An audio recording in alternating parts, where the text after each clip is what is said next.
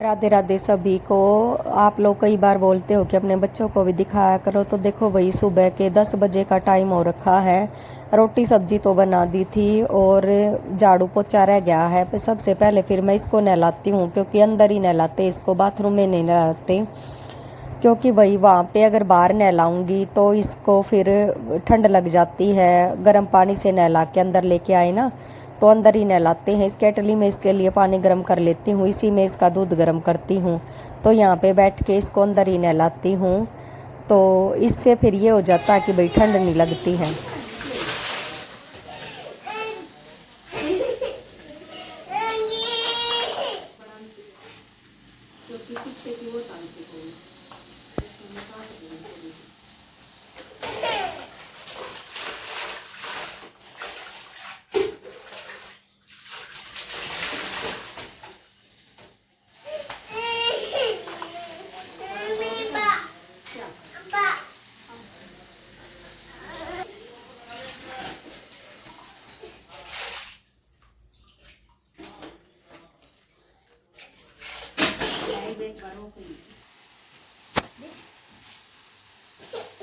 एक मिनट रोक लो, कपड़े क्यों फेंक रहा है।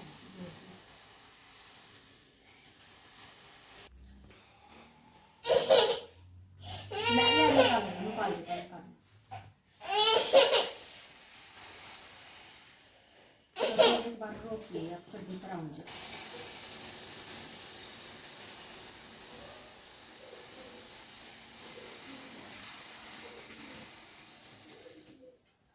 ये नवा दिया भाई। नवाने के बाद अब इसके बाद ही मैं पोछा लगाती हूँ। पोछा लगा के और फिर अभी इसको फिर सुला दूंगी दूध पिला के। तो भैया आज एक ऐसी बात शेयर करूंगी आपके साथ, जो मुझे भी मतलब अचंभा हुआ कि ये सब कैसे हो गया। लेकिन कहते हैं ना भाई, जो ऊपर वाले को मंजूर होता है ना, वही चीज़ होती है। जो हमारी किस्मत में होता है वो चीज़ कहीं भी नहीं जाती। तो भाई 1.5 साल पहले की बात है कि मेरी जो है मैंने जो आटा लगा रही थी मैं, तो आटा लगाते वक्त मैंने दोनों अंगूठियाँ निकाल के और स्लैब के ऊपर रख दी। तो भाई मैंने सोचा कि उस टाइम पे वो वहीं पे रखी रही, तो मुझे लगा कि भाई रोटी बना के और उसके बाद उठा लूँगी।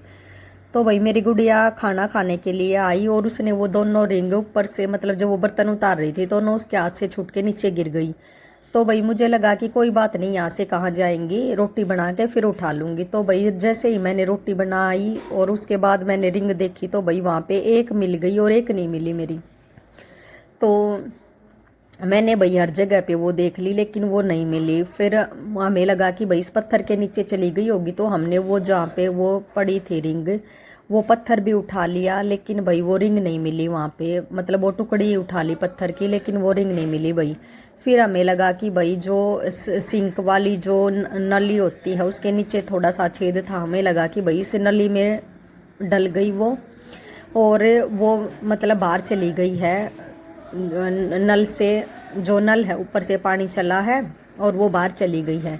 तो भाई उसमें हमने तो अपनी ओर से पूरी कोशिश कर ली थी कि भाई अब वो नहीं है, बाहर चली गई है, गुम होगी है, अब नहीं मिलेगी। लेकिन भाई 1.5 या 2 साल लगा लो, पूरे 2 ही साल होने वाले हैं। 2 साल के बाद भाई अभी एक दिन नवरात्रों में ही एक दिन जैसे एक बहुत ज़्यादा थोड़ा बड़ा सा एक चूहा सा आ गया घर में। तो भाई वो जो वहाँ पे छेद हो रखा था उसके नीचे मिट्टी उसने इकट्ठा कर दी। ये देखो मैं आपको बता रही हूँ, ये छेद था यहाँ पे, तो इसके नीचे यहाँ पे मिट्टी इकट्ठा कर दी उसने बहुत सारी।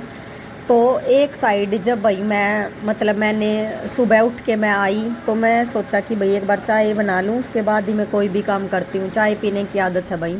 तो यहाँ पे बहुत ज़्यादा मिट्टी उसने इकट्ठा कर रखी, और एक साइड जो है वो रिंग पड़ी उस मिट्टी की एक साइड, बिल्कुल वो मिट्टी के अंदर भी नहीं थी, क्योंकि 2-3 दिन हो गए थे उसको चूहे को आए हुए, रोज डेली मिट्टी निकालता था। तो भाई मैं उस पैर से उस मिट्टी को अंदर ही कर देती थी इसके नीचे कि भाई थोड़ा सा सीमेंट लेके आऊँगी फिर लगा दूँगी। लेकिन कल क्या हुआ कि भाई उसने बिल्कुल अलग से वो अंगूठी रखी हुई थी। तो भाई इतना बड़ा, मतलब ये एक चमत्कार ही है। देखो जो जिसकी किस्मत में जो चीज़ होती है ना, वो आखिर में उस आदमी को मिल ही जाती है भाई। तो मतलब अचंभित हुआ हर कोई, जैसे यहाँ पड़ोस में भी जिसको भी पता चला कि भाई ये तो मतलब एक भगवान का चमत्कार ही है। कि 2 साल के बाद। और भाई हमने टुकड़ी उठा के पूरा नीचे तक खोद भी लिया था, मतलब चिमटे वगैरह से, खुरपे से हमने खोद भी लिया था कि भाई अंदर कहीं दब गई हो। कोई कहीं भी अंगूठी नहीं मिली है। पता नहीं भाई वो चूहा कहाँ से निकाल के लेके आया, दूसरी साइड से निकाल के वहाँ डाल ली है उसने, या वो नीचे ही दब गई थी, कुछ नहीं पता कि भाई कहाँ से उसने निकाल लिया, लेकिन उसने निकाल दी भाई। आप लोग ये भी कमेंट करते हो कि भाई गाड़ी किसकी है, गाड़ी खड़ी हुई, तो भाई गाड़ी यहाँ पे कोई पड़ोस में है, उन्होंने खड़ी कर रखी है यहाँ पे, तो उनकी गाड़ी है ये, हमारी गाड़ी नहीं है भाई। भाई एक आप लोगों की ये भी कमेंट है बहुत बार कि मैम आपका खर्चा कैसे चलता है, कि भाई अगर आपको मदद की ज़रूरत है तो हम मदद कर देंगे। देखो भाई बहुत बहुत धन्यवाद इस चीज़ के लिए। लेकिन भाई जहाँ तक खर्चे की बात है ना, तो मेरे जो भाई हैं मायके वाले हैं, उन्होंने मेरा खर्चा किया है। और मैंने आप लोगों को ये भी बताया था कि भाई जॉब की थी मैंने, तो भाई ऐसा नहीं था कि मेरे पास भी बिल्कुल ही नहीं थे, तो भाई मेरे पास भी थे, लेकिन भाई खर्चा तो उन्होंने किया। मेरे को तो जो थोड़ा बहुत अगर कुछ एक्स्ट्रा लेना होता बच्चों के लिए या कुछ ऐसे, तो मैं वो कर लेती थी। भाई खर्चा तो वही कर रहे हैं। तो ये चीज़ भाई मैं आपको बता रही हूँ क्लियर। तो ये भी आपका बहुत बार कमेंट था। और एक चीज़ ये भी है कि भाई एचटेट वाले बच्चे जो हैं, तो वो भी भाई कह रहे हैं कि मैम बता दो कि एसएसटी के लिए। तो भाई देखो मैंने तो एसएसटी की तैयारी की नहीं थी, लेकिन प्रदीप पहल जो हैं वो भाई काफ़ी एसएसटी के, जीके के, हरियाणा जीके के लिए, तो इन सभी के लिए भाई काफ़ी अच्छे टीचर हैं वो, तो उनका मुझे पता है। और भाई कोई अभी देखो मेरे को नहीं पता, लेकिन हाँ भाई मैंने जो टॉपिक्स हैं टेट के लिए वो पूरे के पूरे नोट डाउन कर लिए हैं। तो जो अगली वीडियो होगी भाई मैं वो टॉपिक्स आप लोगों को ज़रूर बताऊंगी कि भाई इन जो वो टॉपिक्स हैं उनमें से तो भाई 100% ही क्वेश्चन आता है। तो वो टॉपिक्स तो मैं बच्चों को ज़रूर बताऊंगी कि हाँ भाई इनको कर लो, लेकिन ये नहीं है कि भाई और किसी बुक को आप पढ़ो ही नहीं। और जो मैंने बुक्स आप लोगों को बताई थी वो भी ज़रूर पढ़ो, और उन टॉपिक्स में से क्वेश्चन डेफिनेटली आएगा, वहाँ से तो बिल्कुल पक्का बनता है। तो वो टॉपिक्स भी अभी जो भाई नेक्स्ट वीडियो बनाऊंगी बिल्कुल एचटेट के लिए ही बनाऊंगी। तो ये चीज़ है भाई। रही बात ये कि भाई चाहे किसी भी सब्जेक्ट की बात हो, तो भाई 10th तक एनसीईआरटी इनफ है।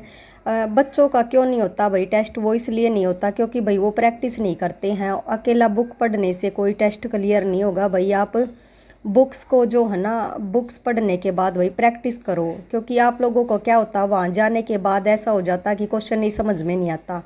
तो भाई वो क्वेश्चन समझ में इसलिए नहीं आता क्योंकि प्रैक्टिस नहीं होती है। तो भाई ज़्यादा से ज़्यादा आप लोग उनकी प्रैक्टिस किया करो तो इजीली हो जाएगा भाई। देखो वैसे तो बहुत ही ज़्यादा इजी होते हैं ये टेस्ट, लेकिन वही इतने भी इजी नहीं होते हैं। उनके लैंग्वेज जो होती है वो काफ़ी डिफ़िकल्ट होती है, क्योंकि वो एक टीचर के लिए टेस्ट हो रहा है भाई। ऐसे नहीं है कि कोई भी टीचर बन जाएगा, इतना भी इजी नहीं है।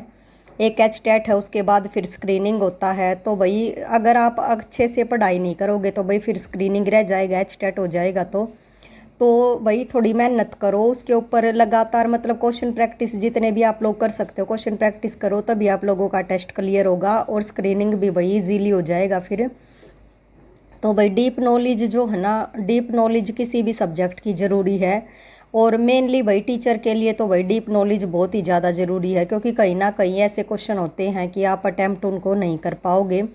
क्लर्क वगैरह जो है, पीओ वगैरह, उनमें तो इतने डीप क्वेश्चन नहीं होते, लेकिन भाई टीचिंग के लिए तो बिल्कुल होते हैं डीप क्वेश्चन। और एचटेट में तो थोड़ा कम होता है, लेकिन स्क्रीनिंग में काफ़ी ज़्यादा डीप जो है वो चीज़ पूछी जाती है। बिल्कुल माइंड देखा जाता है कि इस बच्चे को ये चीज़ समझ में आ रही है या भाई नहीं आ रही है। तो ये चीज़ है भाई। और भी बहुत सारे बहनों और भाइयों का कमेंट होता है कि भाई मैम जो आपके साथ बना हुआ वही सेम हमारे साथ भी सिचुएशन वही है। तो भाई बिल्कुल है। देखो मैं अकेली नहीं हूँ जो भाई इस चीज़ में फंसा हुआ है या मेरे साथ ही हुआ है। ये चीज़ हर किसी के साथ होती है भाई। ये डोमेस्टिक वायलेंस होती है, ये भाई बच्चों बड़ों बूढ़ों, मतलब ये इसके चपेट में कोई भी आ जाए ये उसी के साथ हो जाएगी भाई। लेकिन मैं तो यही कहूँगी कि भाई इससे जो बचाव है वो आत्मनिर्भर होना है। अगर हम आत्मनिर्भर होते हैं तो भाई इस चीज़ से हमारा बचाव हो जाता है, नहीं तो भाई हमारा कोई भी बचाव नहीं होता है। तो देखो अगर मैं भाई आप लोगों को ये लगता है कि भाई अगर कोई भी मेरे इस मंच पे आके अपनी बात शेयर करना चाहे तो भाई डेफिनेटली वो आ सकता है, बहन भाई चाहे कोई भी हो। तो भाई मैं उसकी मदद, देखो मेरी सभी ने की है तो मैं भी सभी की मदद करूँगी। तो कोई भी आए भाई और इस मंच के ऊपर आके अपनी बात शेयर कर सकता है, जो भी जिसका भी जो भी मन करे। तो भाई धन्यवाद। मैं तो अगेन एंड अगेन आप लोगों को यही कहूँगी कि भाई बहुत बहुत धन्यवाद। जो भाई मैंने जो अपने लिए आवाज़ उठाई उसमें आप लोगों ने मेरा सपोर्ट किया, तो भाई बहुत बहुत धन्यवाद इस चीज़ के लिए। और एक चीज़ ये भी थी कि भाई आपके और भी चैनल हैं, तो उन पे जो वीडियो थी वो तो हाँ भाई मेरे चैनल थे और उनके ऊपर भाई काफ़ी अच्छी वीडियो वायरल हो रखी थी। 37 बिलियन तो भाई एक वीडियो थी, और भी बहुत सारी वीडियो थी जो मिलियन में गई थी। तो इसके ऊपर भी भाई मैं आपका अपना जो मेरा एक्सपीरियंस है कैसे वीडियो वायरल होती है, कैसे होता है, तो मैं वो बिल्कुल शेयर करूँगी भाई।